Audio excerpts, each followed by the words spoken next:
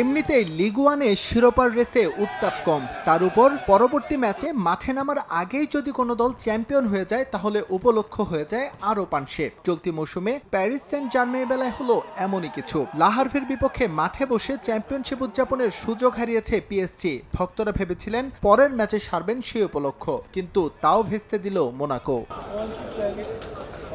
League ওয়ানে point টেবিলে ছিল স্পষ্ট হিসেব, 2 নম্বরে থাকা মোনাকো এতটাই পিছিয়ে যে অলিম্পিক লিওর বিপক্ষে হারলেই শিরোপা নিশ্চিত হবে পিএসজির। পার্ক অলিম্পিকে মোনাকোকে হারিয়ে প্যারিসিয়ানদের হয়ে সেই দায়িত্বটাই পালন করলো লিও, যার সুবিধা নিয়ে দ্বাদশ শিরোপা ঘরে তুলল লুই এনরিকের দল। মাঝখান থেকে মাঠে বসে উদযাপনের উপলক্ষ হারালেন ভক্তরা।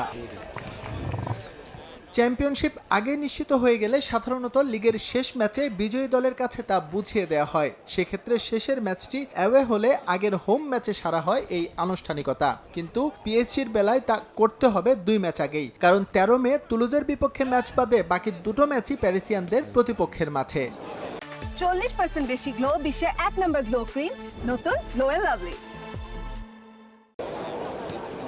তবে লিগ শিরোপা নয়, পিএসজির সমস্ত ভাবনা আপাতত অধরা চ্যাম্পিয়ন্স লিগ ঘিরে। 2019-20 মৌসুমে খুব কাছে গিয়েও ব্যর্থ হয়েছে ওরা। আবারও স্বপ্ন বুনছে প্যারিসিয়ানরা। বরুসিয়া ডর্টমুন্ড বাধা পেরোতে পারলেই ফাইনালের মঞ্চে উপনীত হবে মার্কিনিয়সরা। তখন তুলুজের বিপক্ষে শিরোপা উদযাপনের ম্যাচটা নিশ্চিতভাবেই হবে ওদের আরও রঙিন।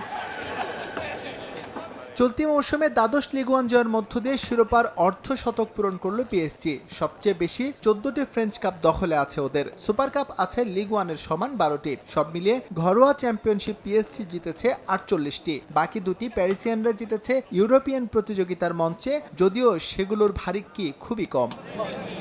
এস এম ইকবাল, সময় সংবাদ।